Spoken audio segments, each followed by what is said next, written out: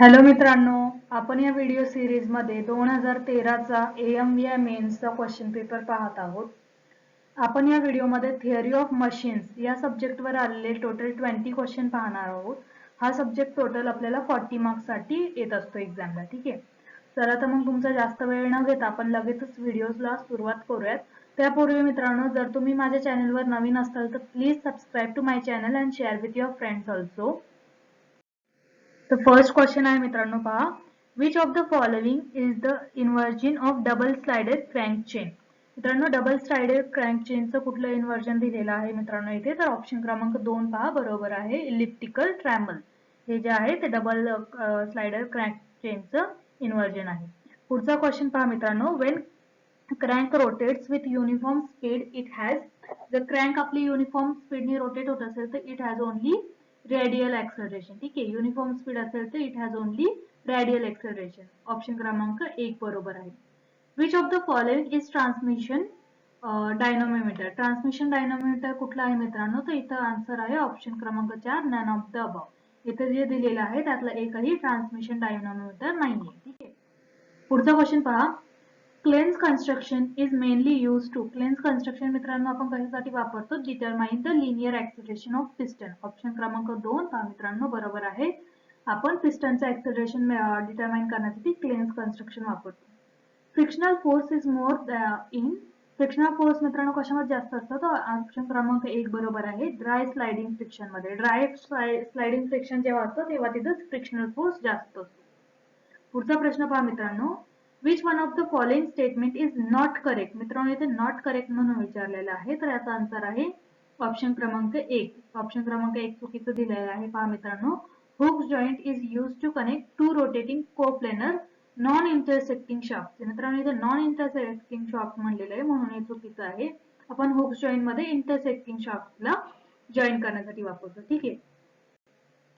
पुढचा प्रश्न पहा मित्रांनो, maximum efficiency of screw jack. मित्रांनो पहा, मॅक्सिमम इफिशियन्सी जी स्क्रू जॅक्स आहे ती कधी इन्क्रीज होते? तर increases with increase of coefficient of friction. Option क्रमांक 3 बरोबर आहे. कोइफिशियंट ऑफ फ्रिक्शन जेव्हा वाढतो तेव्हा आपली मॅक्सिमम इफिशियन्सी वाढते. ठीक आहे. The size of the gear is usually specified by. गिअरची साईज कशाने स्पेसिफाय करतो मित्रांनो आपण? तर ऑप्शन क्रमांक 4 बरोबर आहे, पिच सर्कल डायमीटरने आपण गिअरची साईज जी आहे ती स्पेसिफाय करतो. पुढचा प्रश्न पहा मित्रांनो, कन्सिडर द फॉलोइंग स्टेटमेंट्स. आपल्याला खालची स्टेटमेंट्स कन्सिडर करायचे. Which of the statement is given is are correct. तर मित्रांनो स्टेटमेंट्स पाहू आपण आधी. The degree of freedom for lower kinematic pairs is always equal to 1. दुसरा स्टेटमेंट पहा मित्रांनो, a ball and socket joint has 3 degrees of freedom and is higher kinematic pair. आणि पुढचं तिसरं स्टेटमेंट पहा, Oldham's coupling mechanism has 2 prismatic pairs and 2 revolute pairs. तर मित्रांनो इथे कुठलं स्टेटमेंट बरोबर आहे? तर याचा आन्सर आहे ऑप्शन क्रमांक 4. फक्त तिसरं स्टेटमेंट जे आहे ते बरोबर आहे. ठीक आहे. Oldham's coupling mechanism has 2 prismatic pairs and 2 revolute pairs. ठीक आहे. पुढचा क्वेश्चन पहा मित्रांनो, for 2 meshing gears their module must be same. Option क्रमांक 4 बरोबर आहे. For 2 meshing gears their module must be same. पुढचा प्रश्न पहा, the axis of spin, the axis of precision, the axis and the axis of applied gyroscopic torque are contain in.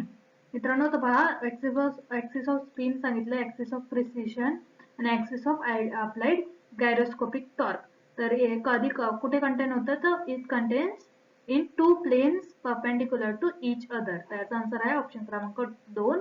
जे planes perpendicular to each other असतात त्याच्यामध्ये हे तिन्ही axis जे आहेत त्या कॅरी केले जातात. पुढचा प्रश्न आहे मित्रांनो, net reaction of ground on wheels due to gyroscopic couple due to the wheel and the dead weight and centrifugal force of vehicle negotiating a curve is. तर मित्रांनो नेट रिएक्शन काय असते व्हील्सवर ग्राउंडची? तर याचा आन्सर आहे ऑप्शन क्रमांक 2, decreased on inner wheel and increased on outer wheel. Inner wheel म्हणजे आतल्या साईडला जे व्हील्स असतात तिथे डिक्रीज होते आणि आउटर साईडला जे व्हील्स असतात आपले तिथे ती इन्क्रीज होते. ठीक आहे. पुढचा प्रश्न पहा मित्रांनो, when a ship travels in a sea which of the following effect is more dangerous. मित्रांनो शिप जेव्हा ट्रॅव्हल करत असते तेव्हा कुठला इफेक्ट डेंजरस असतो? तर ऑप्शन क्रमांक 2 बरोबर आहे, पिचिंग इफेक्ट जो असतो तो डेंजरस इफेक्ट असतो. ठीक आहे.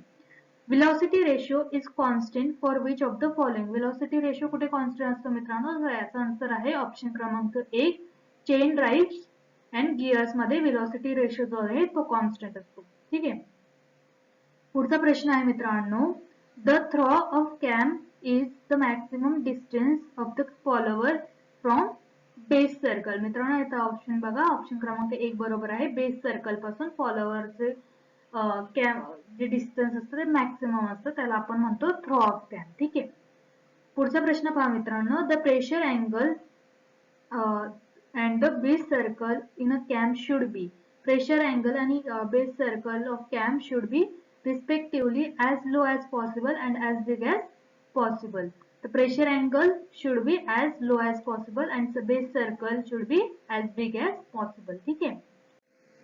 पुढचा प्रश्न पहा मित्रांनो, in case of ships gyroscopic effect is not observe in which of the following. कुठे ऑब्झर्व नाही केला जात मित्रांनो, तर त्याचा आन्सर आहे ऑप्शन क्रमांक 4 रोलिंग. रोलिंग मध्ये आपल्याला गायरोस्कोपिक इफेक्ट पाहायला भेटत नाही.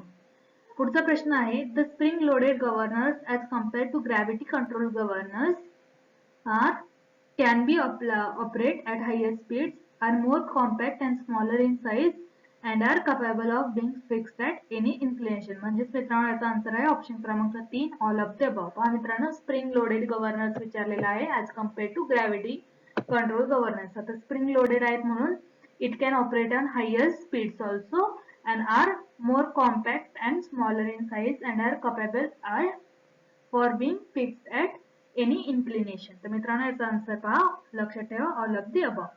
पुढचा प्रश्न आहे मित्रांनो, in a hard nail governor if spring is lower stiffness is used then the governor will be.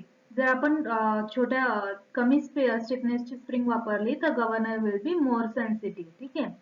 याचा आन्सर आहे ऑप्शन क्रमांक 2 मोर सेन्सिटिव्ह. मित्रांनो जर तुम्हाला हा व्हिडिओ आवडला असेल तर please give me thumbs up, आवडला नसेल तर give me thumbs down and please share with your friends also. आणि thank you for watching this video.